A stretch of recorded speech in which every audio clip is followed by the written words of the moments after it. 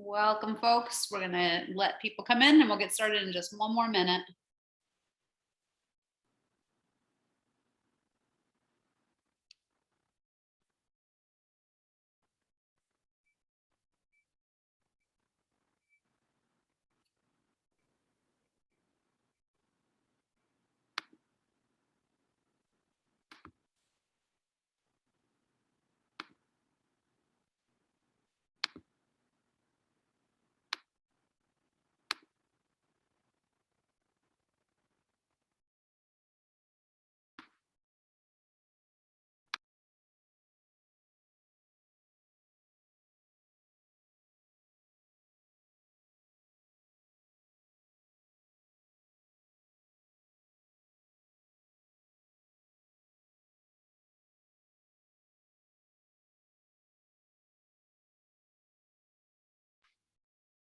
All right, well, good evening, everybody. I am super excited to see all of you. We are going to get ourselves started for our first town hall meeting of the 2021-2022 school year.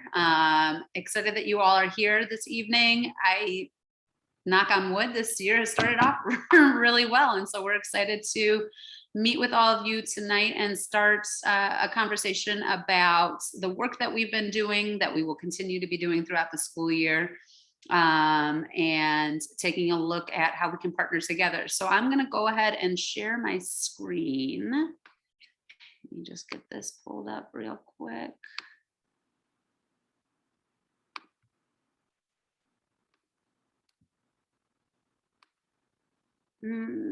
Choose present. Oh, I got the wheel of death. That's the worst one. There we go. That little wheel pops up on your screen. And well, that's there we go. To kind of run through our agenda for the evening, we're going to spend a little time introducing ourselves. We're going to spend some time taking a look in different groups and spaces around our Orrington data and really start kind of unpacking that and looking at that together in smaller groups. Then we'll come back together and we'll take a look at our school-wide goals, mission and vision, and core values that we've been working through, and really start thinking about stories from our community and what that means to me as in Jess, and then as our community all together, and share out some of the action planning and work that we are doing in conjunction, specifically thinking about racial and educational equity in our space at Orrington. So for those of you who I've not met or I do not know yet, I am Jess Plaza. I am the principal. I'm going to introduce some of the folks that are helping lead and do some of this work with us this evening as well. John, you want to go ahead and say hi real quick? Sure. Hello, everyone. My name is John Sigler, if I haven't met you, and I am the assistant principal at Orrington. Corey, do you want to say hi?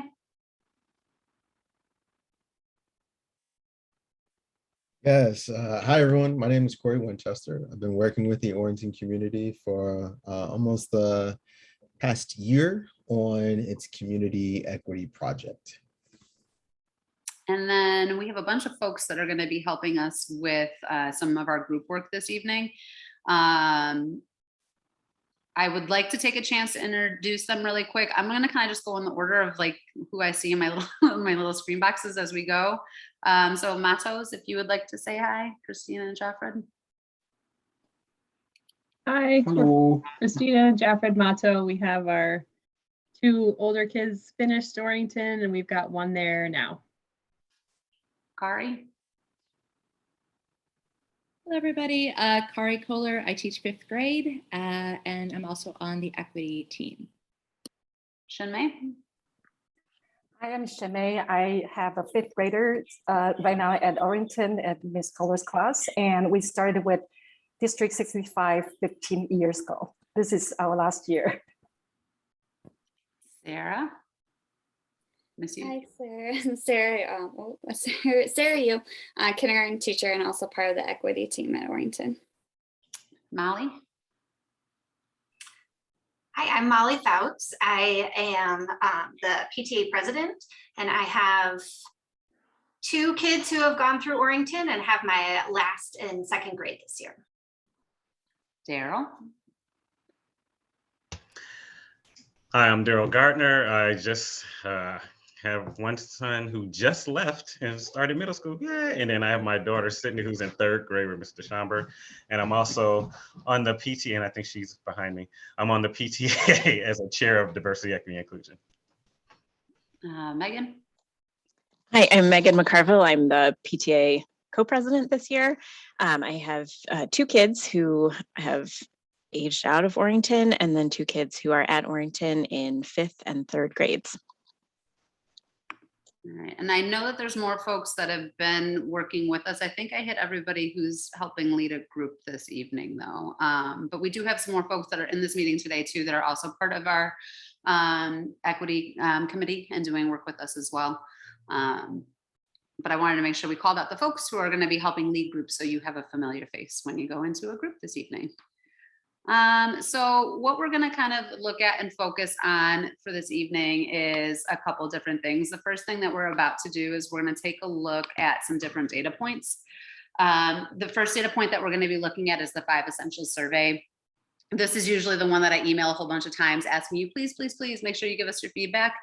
This is done by all stakeholders, including our kids and all adults that work with within our school community. And tonight we're going to be specifically reviewing data, a little bit of global 5 Essentials data, and then drilling down a little bit more at some data that looks at one of the school improvement goals that we've established. We will be looking at student growth based off of the NWEA MAP assessment, which we're actually finishing tomorrow for our fall data. So this is looking at the growth goals that the MAP assessment sets for our kids in both reading and in math. And then the last data point that we'll have some time to look at this evening is students that are at or below the 25th percentile based on the NWEA MAP assessment in reading and in math. All of the data that we're going to be looking at this evening is focused on spring of the 2019-2020 school year, so this last school year. Yes, it was COVID, but most of our data that was produced for us is pretty consistent with historical percentages and data that we've collected since we've done NWEA MAP and the 5 Essentials. And so instead of trying to unpack years of data, we're kind of just looking at just last year's, with the understanding that it aligns pretty well with what we have historically seen when we look at data at our school. Is this mine too, or is this you, Corey? No, this is me. All right. So for the second half of our experience together, we're going to take a look at the Community Equity Project. And there are essentially 3 areas that we're going to focus on with respect to that. We're going to talk a little bit about how the project developed, sparked by the racial inequities that have been in our community. So we'll talk a little bit about the historical and current context, how folks organized to actually bring this project into fruition, a coalition that involved parents, teachers, administrators, those who've been part of the PTA, and also an Evanston-based organization, Next Steps. I also had the opportunity to work with this coalition of folks who brought me on board to basically facilitate the development of this project. And so I want to share some of the information that I've heard over the 16 listening sessions that I've conducted. And all of that work has been synthesized into a strategic plan that Orrington is going to be working on over the next 2 years. And hopefully those foundational and grounding roots are going to be some of the things that can really help improve the school and the community for every student and family that is a part of the space. And so looking at this data tonight is going to help us think about how these things are speaking to each other. Go to the next slide. So with that said, one of the things that we wanted to spend time doing is to think about what stories this data tells about our community. And I think this is something different So we're actually going to ask you all to engage tonight and think about what this data means to you. We're actually going to do this in different affinity spaces. Affinity spaces are something that we're hoping to build into the framework of how our community exists. And just for context, affinity spaces are helpful to disrupt power dynamics that exist within these socially constructed identities that we have, right? And they exist because of social cultural histories, institutional structures, systemic structures, personal and interpersonal relations. And so these are some of the breakout rooms that we're going to have this evening. And we know that there's a multiplicity of identities that exist, but we want you to think about the data in these respective affinity spaces. They're also aimed at creating safer, more authentic conditions for people to acknowledge, address, and imagine humanizing possibilities for what our space can be. And so we're going to have you choose a breakout room. We have 7 of them listed here. And we also understand that these identities, again, are socially constructed. Some of the identities that you see here are actually used by the school, by the district, by the state to assess where students are. And so we wanted to just name that. There are complexities that are, of course, here with the way that identities are constructed as well. But we're going to ask that you choose the space that you and or your children identify with. In your breakout room, they're going to be facilitators that are going to create a space for you to engage in dialogue with one another. And then we'll do a short share out. So y'all get to engage in the same things that I think we as educators get to deal with more frequently. And we wanted to extend this opportunity for folks to engage in the community. We can go to the next slide.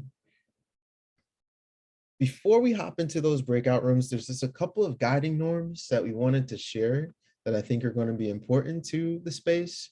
This ability for us to stay engaged, to experience discomfort, to speak our truths, and to expect and accept non-closure.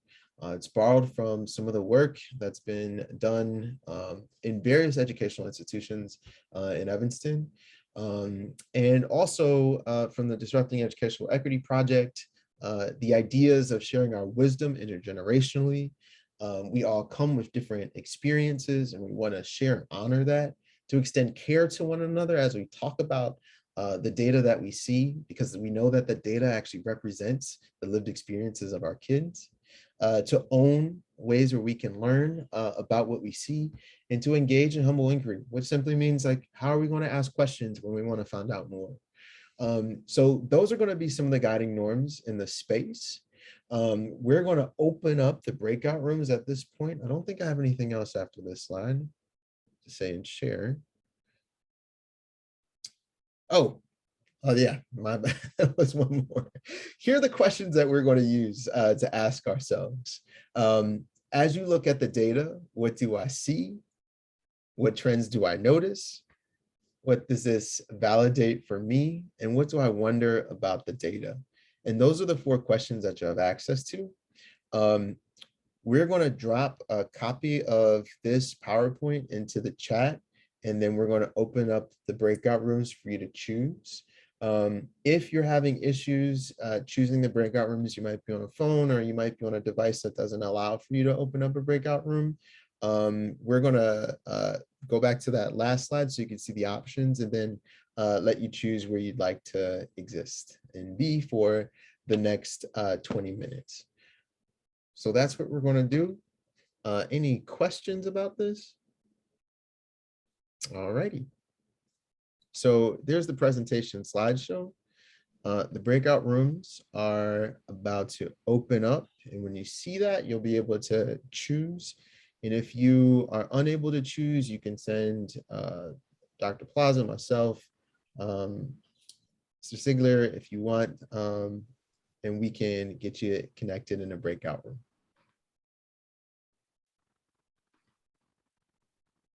Oh, I could do it. Never mind. Thank you. I just started it.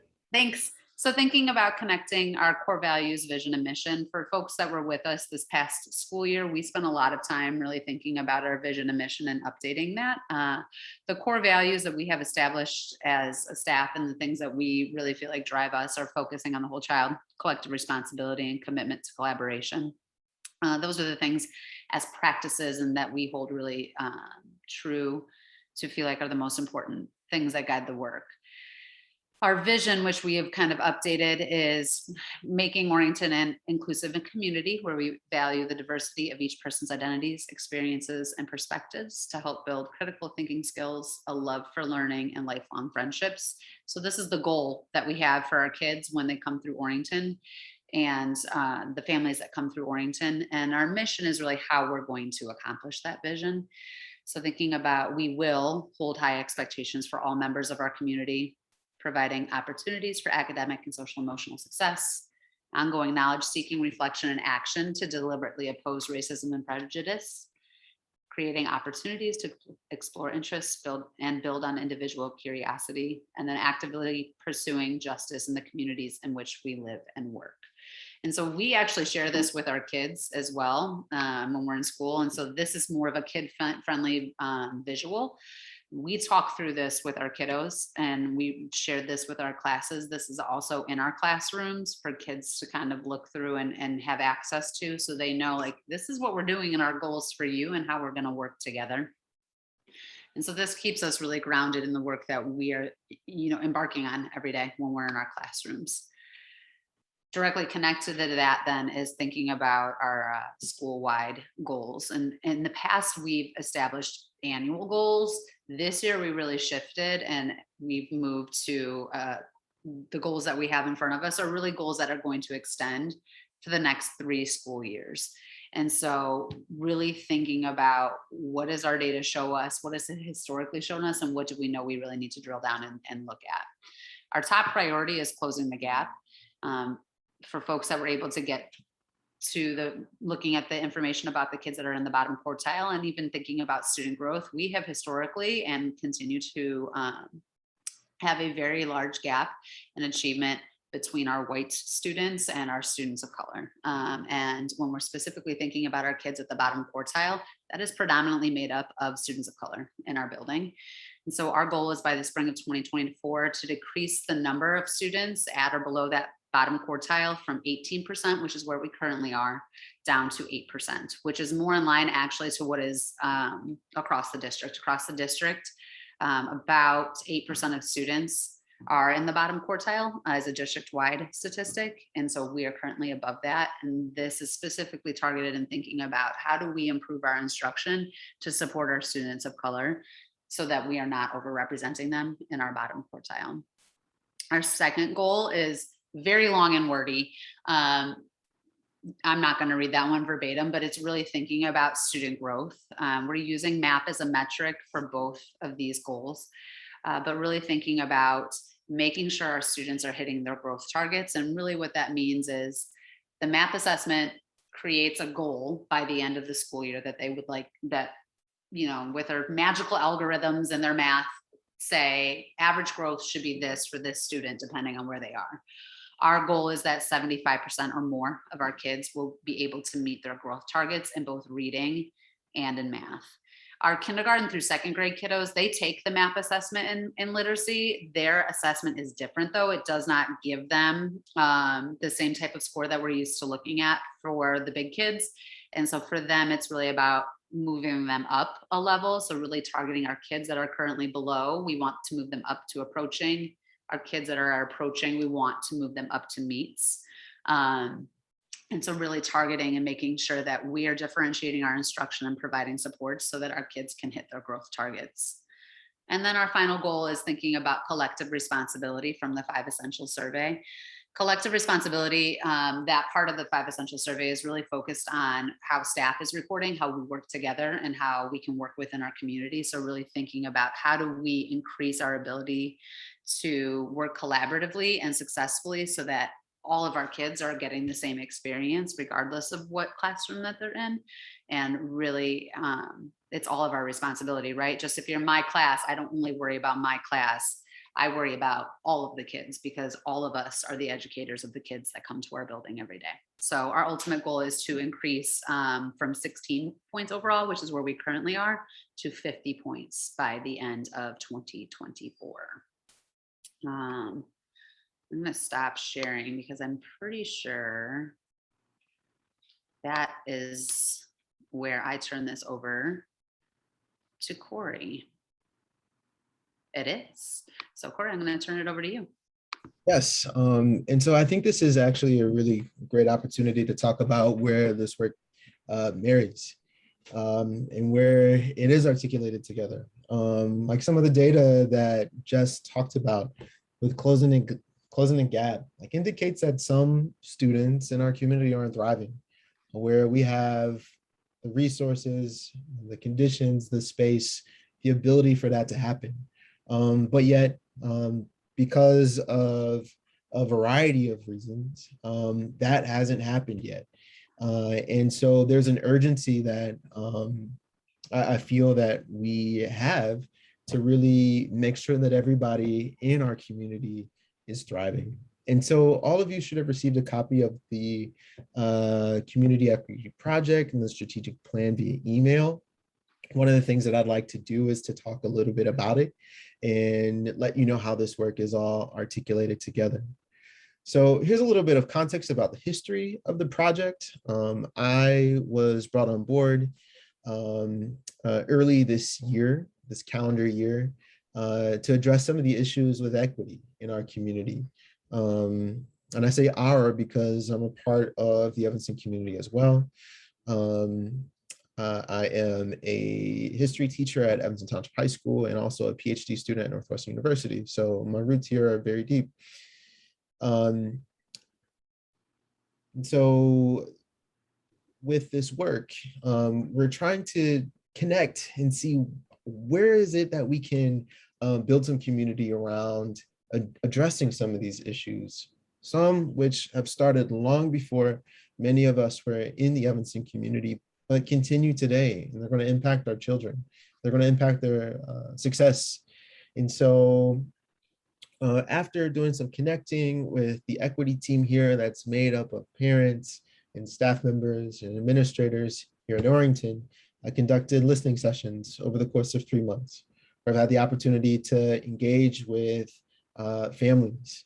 We did this in racial affinities, and then we also did this for admin, for staff, and for teachers to really try to alleviate any potential ramifications of power that exist within those spaces. So folks can show up authentically and talk about the lived experience that they've had as families and the impact that the experiences that Orrington has created for the young folks that are educated here. I did some synthesizing work this summer, bringing these ethnographic community interviews into a synthesis report and recommendations matrix that was integrated with some of the school goals. And at this particular point, we have the strategic plan and we have to act.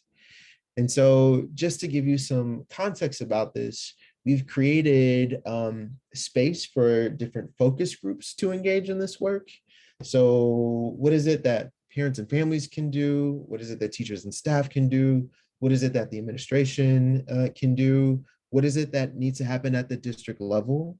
And then we have different areas of focus within that. So there's some action that can be taken individually and community based. There's some school-based action that can be taken. And then I think all of us can really advocate and work with the district to try to address some of these inequities. Some of the inequities start with when District 65 began this movement to desegregate schools. And so one of the things that happened was the closing of the school in the Fifth Ward, which was a predominantly Black neighborhood. And when Foster School closed, a lot of those students were sent to schools like Willard and Orrington and Dewey. And some of the historical baggage from that trauma and not having a community school, we're still dealing with today. And that's present in how, some folks are showing up in some of their experiences. Ultimately, I think everybody, again, in this community can thrive.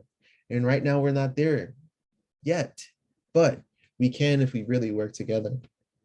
So here is the framework that was shared. I came up with a simple ABC approach that's going to work in the particular areas of focus for those focus groups. So there's going to be actionable items that are going to be taken across the next 2 years to really work on how we can make this community more equitable. And so for teacher, staff, and administrators, it's about accountability, it's about building relationships, and it's about cultivation. And so if you want to read a little bit more about that, you can check out the document that was shared with you. I just wanted to do an overview. Dr. Plaza and I are going to open up space for people to process and ask questions. But we do have a phased timeline for how we want to build this accountability, how we want to continue to cultivate relationships, and make sure that we're sharing resources with one another. There's also school-based approaches. And so the teachers, staff, and administrators at Orrington are going to begin to advocate for equitable and new realities. What does it mean to dream and imagine new experiences that center the humanity of students and families of color in ways that families of color in some respects have reported not feeling connected to the community, right? When we think about the school's mission, the values, they're great ideas that are actually guiding us. We're not quite there where we need to be. We want to build an equity framework to make sure that the actions that the community takes will create more humanizing realities for students of color. And if those at the bottom are thriving, then everybody is. And that's kind of the idea when you work and engage equitably with your community. And C is to conceptualize and realize sustained learning. So one of the big pieces of feedback that we've gotten from our focus groups is that they're hoping that the staff can continue to engage in continual and meaningful learning that is rooted in equity. There are also some strategies for you as parents and families. And the simple ABC is to acknowledge the issues and complexities of various forms of racism and how white supremacy manifests itself in our community. I don't think folks enjoy like being racist. And so, what is it that folks can do to create more conditions for us to thrive in and outside of the community? What does it mean to think about the way that we create and extend play dates with one another? How conscious of we to be inclusive of all of the students, all of the children that are in our community. We also want to be literate. And so with the complexities of racism, we have to understand it and develop a literacy so that we can see it, name it, and nip it in the bud when it's there. Then the last thing is to really extend care to one another. How can our individual and collective humanity exist in ways that will acknowledge some of the racial trauma that's in our community and work to address some of the harm that's been caused by it. So there's going to be some work that the PTA and our teachers and staff work to create to sustain that. And then we also have a school-based approach. We want to create different affinities, and we modeled what that can be. School-based affinities, race-based affinities, affinities based on how students may experience their educational trajectory at Orrington.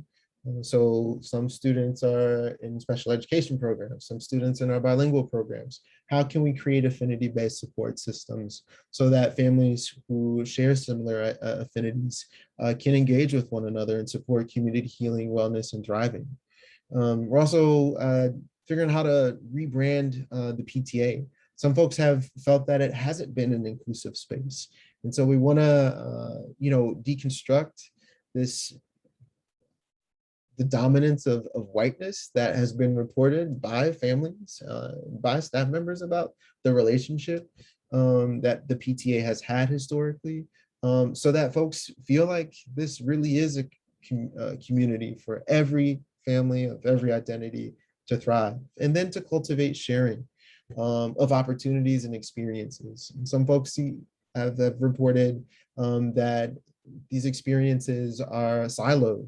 And so we want to create opportunities where, again, everyone can thrive. And then again, there's a timeline for that. There's also some district-based advocacy that needs to happen. In short, a lot of the issues that are present at Orrington are also connected to what District 65 is also doing. And so there's a level of advocacy that we need to do at all levels, from teachers and administrators who have talked about some of the needs and the asks of the district to what we can do for the community at large. Many of the students that go to Orrington who are of color come from the 5th Ward. And so how does that connect back to this history that's been associated with Evanston's efforts to desegregate that has led to inequitable experiences for students that at times spend up to an hour on a bus to get to school, whereas other students have the ability to walk. How this manifests itself for experiences at breakfast and lunch, what types of hiring practices are happening. And so it's going to literally take a village to make sure that everyone can thrive. I don't like looking at that data and seeing that not everyone is living up to their fullest potential. And so I think we owe it to everybody that is in our space to work together to uplift and pull one another up, so that every student and every child and every family here in Orrington can really thrive. And so all of these initiatives are integrated. And so if the school-based approaches happen between teachers, staff, administrators, families, if the individual and community-based approaches happen between teachers, staff, administrators, parents, and families, and we're advocating at the district level, a lot of the changes that folks have named that you can get access to, there's a lot more data that goes behind this work that I can share that was reported and synthesized, that all of this directly works to address. And so we wanted to make sure that folks in our community were aware and then can begin spreading the word about how we're going to move through this together. And so that's what I have to report and share. I'm looking forward to how Orrington moves as a community together to really address some of the inequities that we see so that everyone can thrive. Thank you, Corey. Can you leave your screen up for me? Just go to the next one.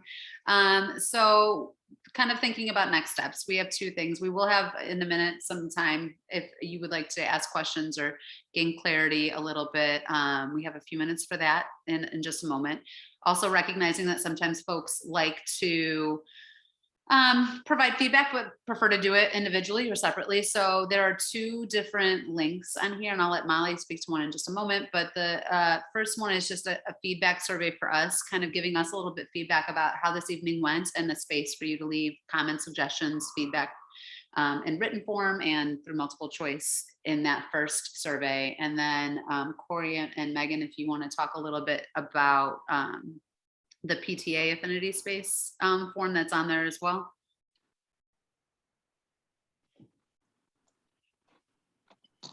I can speak to it. It's just a Google form. So we are planning to open up affinity spaces for all of the Orrington community this year. So if you're interested in participating, just click that link and add your name to the list and we will be in touch. Thank you. Oh, and we are also looking for facilitators and leaders. If you're interested in that, there's a place on the form as well. Thank you, Molly. So at this time, you're welcome to stay on and ask any questions that we can open to the group. We have a few minutes for that. or if you prefer, sign off, give us the individual feedback in a written format. That's fine as well, right? We all like to give feedback in different ways. So I guess if you would like to unmute yourself, you may, and we can answer. We have about, I would say 5 or 7 minutes, and then